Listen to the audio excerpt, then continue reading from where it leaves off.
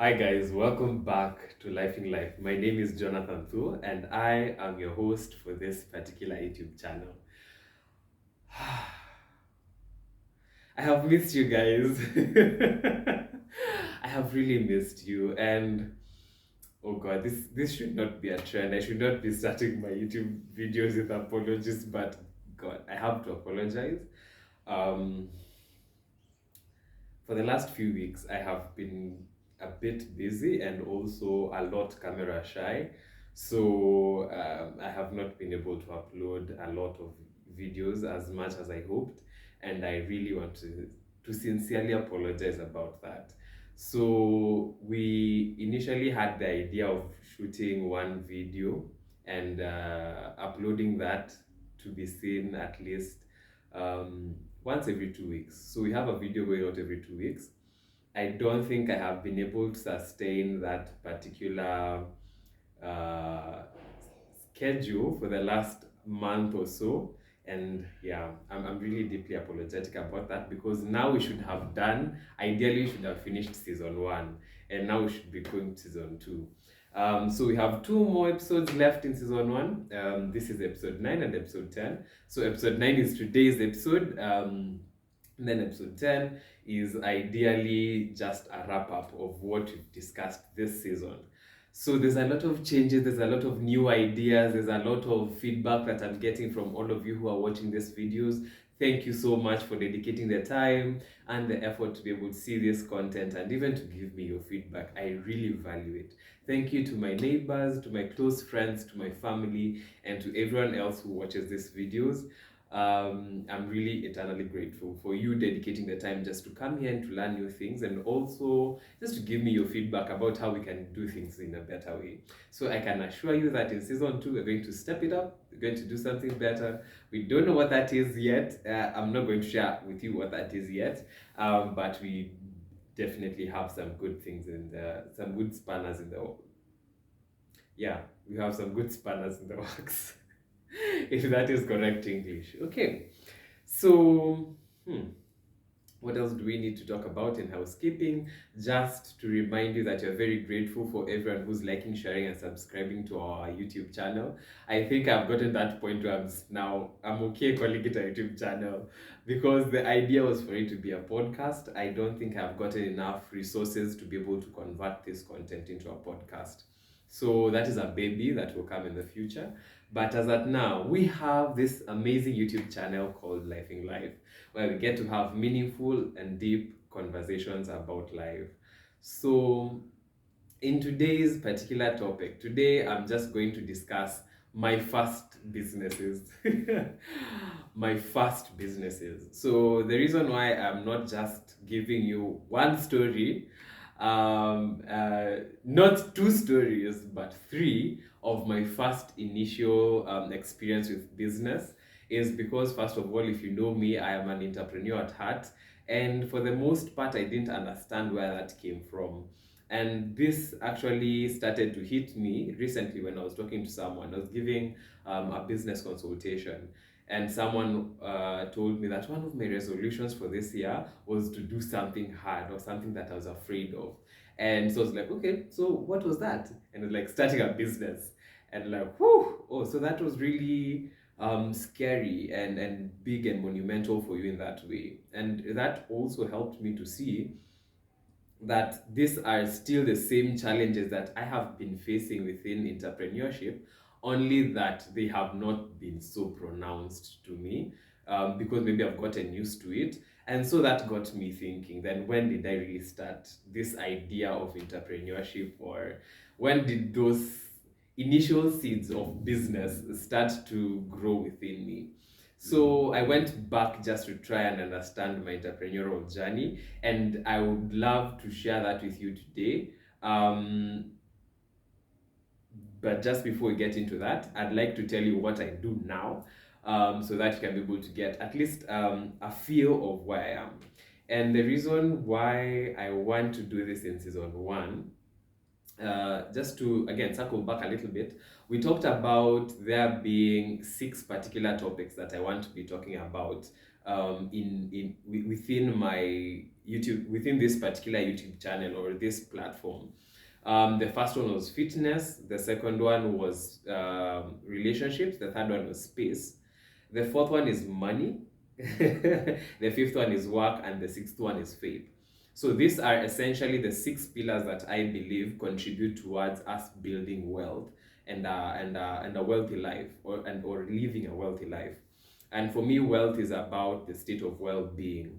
And so I am borrowing this particular 6 pillars of building wealth from one of my mentors who's called Patrice Washington. So she is the proprietor or the founder of this podcast or business called Redefining Wealth. You can find the podcasts on Google Podcasts and Apple Podcasts as well.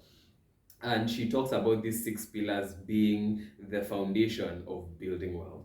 So I wanted this, my dream and vision and idea for this YouTube channel is for it to be a platform where we can consume information and we can use this information to better the quality of our lives, and that in itself involves the aspect of building wealth.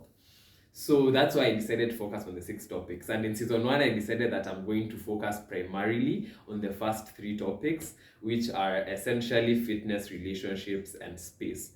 And we have been able to cover a couple of episodes within those particular channels. But,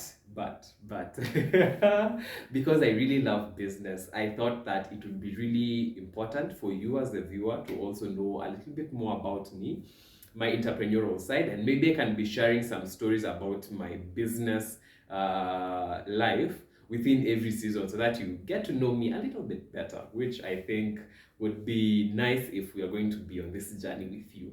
Okay, cool. So as we speak right now in July 2022, having done multiple businesses that you will hear about in due time, I am number one, the founder of a technological company called Crinovate Technologies, where we offer digital marketing solutions. So consultations, trainings, coachings, and also a few digital marketing services. So essentially my background is in digital marketing. That's my career line. And that's what I've been good at for the last, is it 7 years now? 7 years, since 6-7 years. Yeah, that's been my period or my career lifetime within digital marketing, and I love digital marketing, and you'll get to see why. So in essence, my career or my profession is a digital marketing expert or specialist. I help people to make the most out of the internet in terms of understanding what opportunities lie online for you as an individual or as a business, or even in terms of marketing and selling your products and services. That's what I do. That's what I love to do, right? Also on the side, I'm the marketing director at Quality Locks Kenya. This is a home finishing supply store. So we supply building materials to people who are finishing up their homes in that interior design stage. Yeah. Okay. So that being said, let's see and let's dive into my first business. So just to give you context for this particular video, growing up, I was fortunate enough to be raised by 2 parents who are still here today. My mom has been a teacher since before I was born, and my dad has been a vet since before I was born.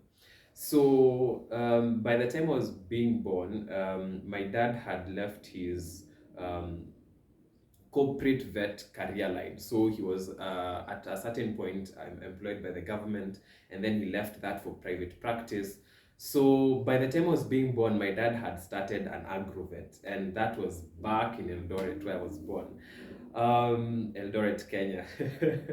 So I remember early memories of my childhood were me going to see my dad at work, seeing him moving products, getting money, and operating with a team. That's what I remember from as young as class 2, class 3 there, or grade 2, grade 3 there. So during my early childhood, I really interacted with my dad at his place of work. So I would visit him on weekends. I would see him just moving around, the type of relationships that he had with his co-workers. Okay, it was his employees, but he was treating them so well, like his family. The way he was treating his clients as well. And one thing that really resonated with me was when we used to go for these trips with my dad. So since he was a vet and he was experienced in animal health, he used to go and give either medical advice or medical services to farmers. So Eldoret, since it's in an area where a lot of the people there are farmers, you would find that many of them might have animals or might have plants in the fields. So he would go and help them out. Whenever, let's say, a cow is about to give birth, or a horse is about to give birth, or there's any sort of complications or medical requirements or necessities that farmers need, my dad would be able to go out and help them out. So I really loved going with my dad to such trips, just going to see a farmer with 2,000 chicken, and the farmer complaining how the chicken are having, let's say, blood in their stool, and how that is affecting how they are growing, and they don't know what to do because now they can't take those chicken to the market because maybe they're infected, and my dad always had a solution.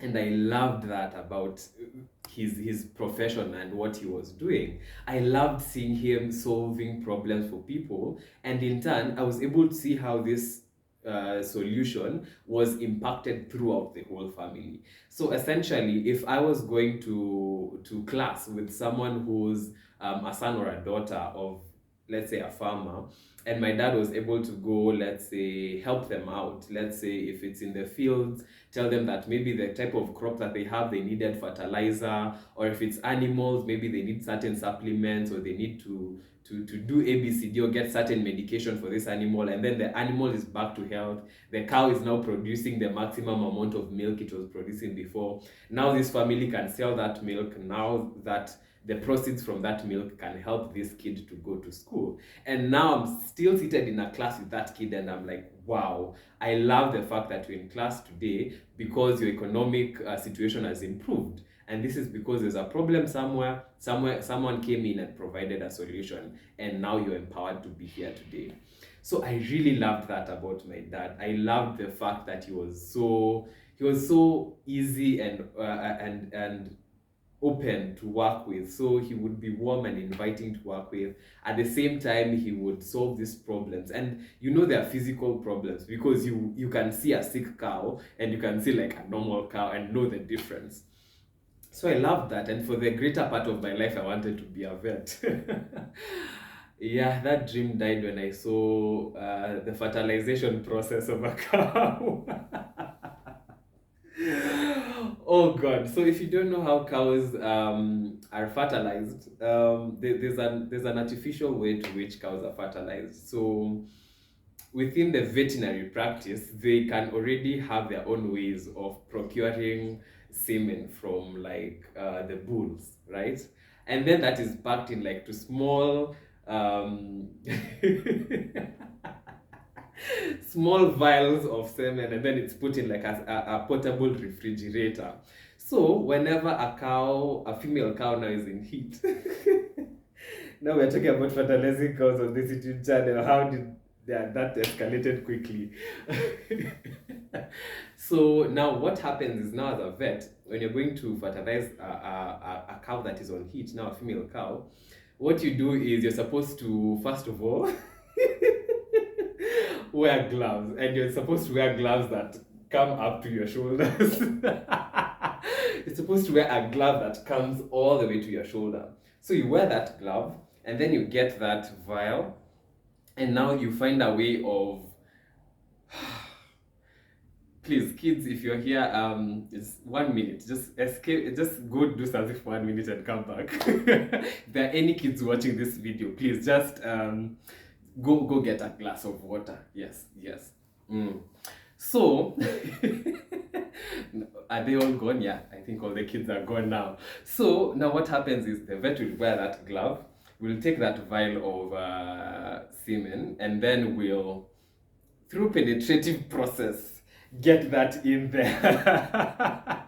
Get that in there, right? And it's a very it's a very normal way of fertilizing cows, right?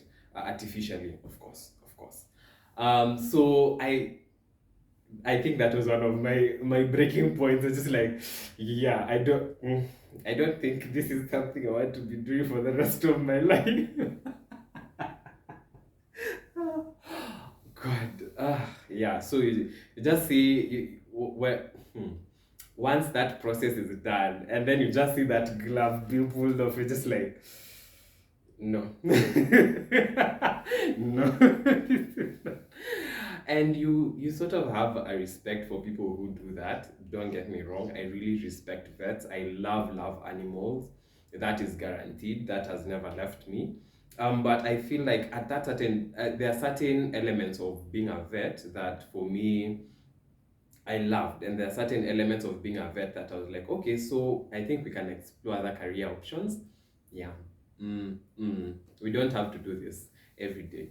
No, thank you. So I really loved watching my dad as a vet, but at the same time, I was seeing him also operate from this other side of the business. So what I knew is there are certain products that come into the shop, and by the time these products are leaving, they have made enough money for my dad to pay himself, to pay the expenses of that shop to exist, and to pay the co-workers, right? So that was the idea that I had growing up within my childhood of, okay, so this is how a business works, okay? There's a hierarchy of management, first of all, so that everything is done within a certain procedure. Number two, there's also trade going on. So there's something coming in, there's something going out, and there's something remaining. Okay?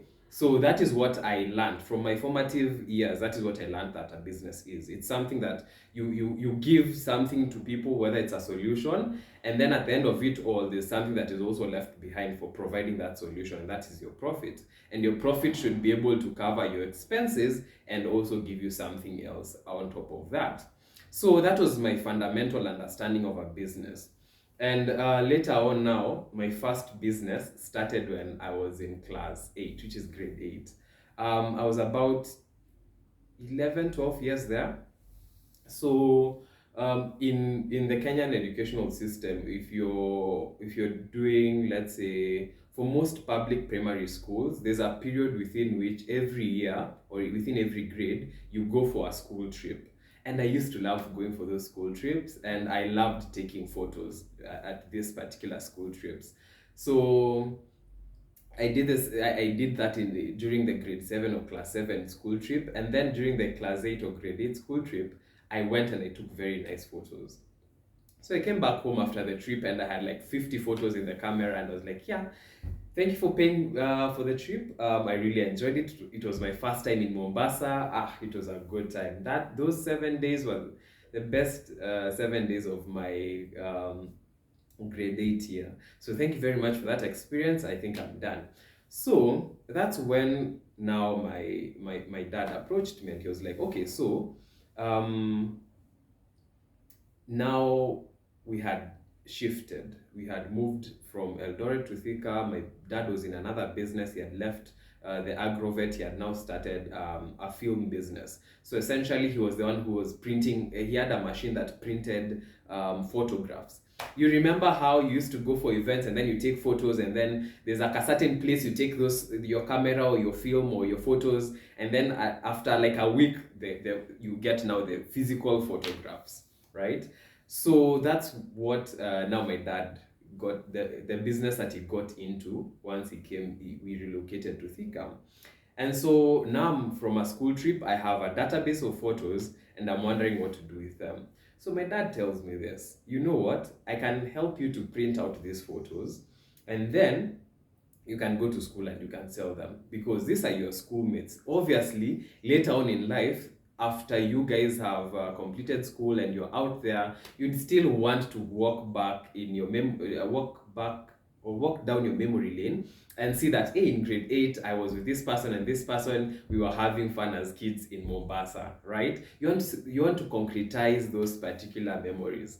So my dad told me that you have 50 photos, what you're going to do is you're going to print out these photos. It's going to cost about 20 shillings or so to print out the photos, and then maybe an additional 10 shillings to get the materials, if it's the envelope you're going to put it in, or packaging material, that sort of thing. So in total cost, it's going to cost you 30 shillings per photograph. Now, what I want you to do is when you go to school and you meet your friends who are within those photographs, you can sell these photographs to them, but you don't sell it at 30 bob, you sell it at 50 bob. So 20 bob is your markup, that is your profit. And I was like, oh, okay, now I understand. You have a product, you get it at this price, you increase your margin, and then now you sell that product for your new price. Okay, so I took my photographs and I took them to class, and I was like, you guys, I have a surprise for you. You know what? That Mombasa that you enjoyed for 7 days, you can carry it with you for the rest of your life. How? I have something that you want. I have a photograph. I have memories that have been concretized into photographs that you can now take and experience for the rest of your life. Well, explaining that to grade 8 kids is, first of all, a little bit problematic. And then the other side of the spectrum of that particular business was that my target audience, my customers, they did not have a budget. My customers were school-going kids. They didn't have that 50 bob back then. So initially, within that business, I was able to sell, I think, like... I was able to get rid of like 18 photographs out of the 50. So now I have an album somewhere which has a good amount of class 8 Mombasa trip photos. As evidence of the first business that I did that ideally did not succeed, because at the end of it all, if I was able to do away with 18 photographs, out of those 18 photographs, there are like 5 or so that you give to your best friends that you didn't sell. And then out of those 13 that are left, there are like 6 or so that those guys took the photographs, they told you that they're going to pay, but they never did. So your money just went like that. And then there are like 5 to 7 who actually bought that particular photograph. Some bought it at that price of 50, others negotiated to get it at 40. So at the end of the day, you do that math and you're like, the math is not mathing, I'm not making any profit. I've been left with the stock. Now I just have to enjoy having this stock for the rest of my life. But it was photographs, so it was not such a deep loss for me. So one thing that I took away from that failed business experience is that, number one, the problem that I was solving was not big enough for my customers to actually feel it. So in grade 8, no one was thinking that 30 years from now I'm going to have a kid, and I would like for this kid to be able to see my photos when I was going for a trip. Or 20 years from now, I want to be able to show my lover or my potential fiancé what I looked like in grade 8. So essentially, I had not factored that in. I had not thought about it that way, as well as I had not identified that this was a need within the target audience, because it wasn't. In grade 8, what you're thinking about is food, entertainment, and finishing your assignment so that you're not caned at school. So essentially, the need was not there. I had a solution, yes. I had already mapped out that idea that in business, you need to find a problem, and then you need to find a solution to solve that problem. And then that solution has to be important enough such that the customer can acquire a budget to get that solution. So I had gotten that idea, but I had not gotten to the idea of the need has to be so painful that the customer is actually looking for a solution. I had not gotten there. So it's like, yes, I have a solution, but the problem was not that deep for them to actually invest in the solution. So now I circle back, I go back to the drawing board, and I'm like, whoo, your business imekunywa maji. That one did not work out, but well, it was a good experience when it lasted. So the next time I'm getting into business, I know that I need a solution to a problem, and there needs to be a need for that solution, and probably a budget. So fast forward 2 years later, I'm sitting in a class somewhere in Nyeri, in a high school. It's now a national school, so I won't mention the name. So I'm seated somewhere in a classroom in Form 2B. I remember that very precisely. So I'm seated in class and I'm looking at one of my friends, and there's something funny that is going on. So I see this friend has candy, pin pops, to be more precise. At that time, pin pops were going for 10 shillings. I think they're still going for 10 shillings. So I knew that that particular candy or pin pop is bought at 10 shillings. Everyone knew it was the market price, right? However, I observed that people would come to buy this particular candy from this particular person at a higher price, right? So they would come and say, hey, it's 2 weeks into school, we don't have snacks because there's inspection when you're getting into school. So if you have too many snacks, they're taken away. So you come with a very limited amount of snacks. After a few weeks, that is gone. You're done with that, right? So now you have to adhere to the rough school menu. So interestingly enough, that is the time when people are craving for those sweet things, the things that are unique to the school menu. And now this person was able to hold on to his candy that long. So after 2 weeks now, everyone has exhausted their snacks. Now this guy comes in with candy and is like, oh, so I was able to retain a few sweets or candies, but I'll sell this candy to you at double the price. Are you willing to buy it? And the students are like, yeah, it's only 10 bob extra. I'm very open to it, because the next time I know I'm going to see this thing legally is, let's say, in 3 months or in 1.5 months. But I want that sugary rush. I'm done with my snacks. I need something to keep my mouth and my palate entertained. So that is when now I discovered that there's a need for candy and for that particular want of something new, something different from what is accessible within the school menu. And so I studied that for like a day or two, and I was just like, okay, so this guy buys this particular candy at 10 shillings, comes to class, waits for 2 weeks, and sells that candy at 20 shillings. That seems fairly easy. Number two, that is a solution to a problem. And number three, there is already a need within that particular market for that particular product because it's so scarce. Not, in fact, there's only like one or two people who can get that particular candy, and it's because maybe they've gotten a leave out to go out of school for a checkup or something, and they came back in with a few of those candies. So I was like, okay, so what if I was able to bring candy myself and to sell it to the market? Because at that time, our school had around between 1,200 students to 1,700 students. So that is a good number of people. So even if you are able to get just within your class, you had 50 or so students. Within your particular stream of like the same grade, you had like over 200, almost 300 plus students. So you can exist within your market very easily, and you can penetrate through the market very easily as well.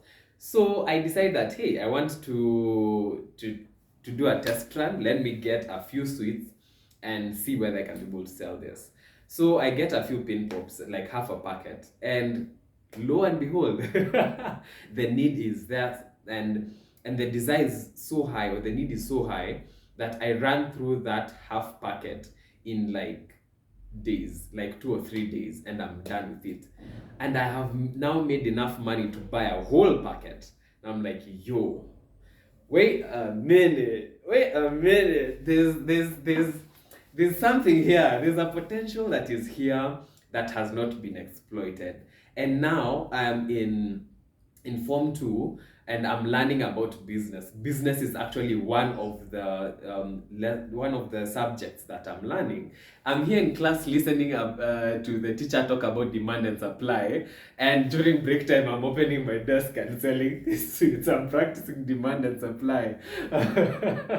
So it was so enriching for me, and business, to be honest, was one of my best subjects in high school because I was able to practice as I was learning. So I was like, oh, so customers, this is called called profit. Okay, so this is what you do. You add a markup. Okay, so I'm going to get the sweets at 10 bob. I'm going to sell them at 20 bob. 10 bob is my markup. I'm going to save this amount of money to get the next batch. And I did that for, I think, the first half term.